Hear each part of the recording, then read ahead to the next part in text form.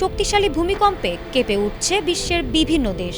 হঠাৎ করে পৃথিবীর এই টেকটনিক প্লেটগুলোর কেন এত অস্থিরতা? কেন আচমকায় প্রকৃতির এই রুদ্ররূপ?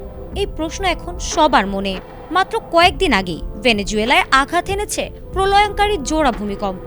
ধ্বংসস্তূপে পরিণত হওয়া ভেনেজুয়েলার মাটি থেকে এখনও উদ্ধার হচ্ছে একের পর এক লাশ। বাতাস ভারী হয়ে উঠেছে পচা লাশের গন্ধে। এই বিভীষিকার রেশ কাটতে না কাটতেই এবার তীব্র কম্পনে কেঁপে উঠল উত্তর আমেরিকার দেশ মেক্সিকো। যুক্তরাষ্ট্রের ভূতাত্ত্বিক জরিপ সংস্থা জানিয়েছে, স্থানীয় সময় মঙ্গলবার দুপুর 1:45 মেক্সিকোর পশ্চিম উপকূলে অবস্থিত ক্যালিফোর্নিয়া উপসাগরে রিক্টার স্কেলে 6 মাত্রার একটি শক্তিশালী ভূমিকম্প আঘাত হানে। এর উৎপত্তি স্থল ছিল সিনালোয়া রাজ্যের এল পোগ্রেসো এলাকা থেকে প্রায় 75 কিলোমিটার দক্ষিণ দক্ষিণ পশ্চিমে। ভূপৃষ্ঠ থেকে মাত্র 10 কিলোমিটার গভীরে এই অগভীর কম্পনটি উৎপন্ন হওয়ায় বাজা ক্যালিফোর্নিয়া ও সিনালোয়ার উপকূলীয় অঞ্চলে বেশ জোরালো ঝাঁকুনি অনুভূত হয়। সঠিক প্যাড আর সঠিক তথ্য দিয়ে এসব সামলে নিব এক হয়ে।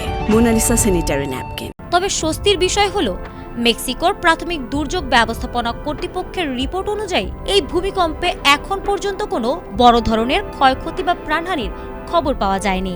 সমুদ্র উপকূলবর্তী এলাকাগুলোতে কোনো সুনামির সতর্কতাও জারি করা হয়নি।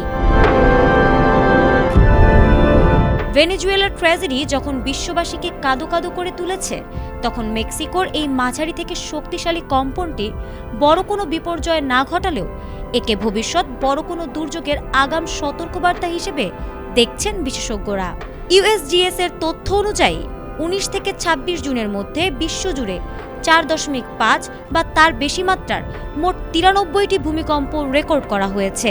বিশেষজ্ঞদের মতে এটি বৈশ্বিক ভূকম্পন তৎপরতা বৃদ্ধির একটি ইঙ্গিত হতে পারে। ফারহানা হক, এটিএন বাংলা।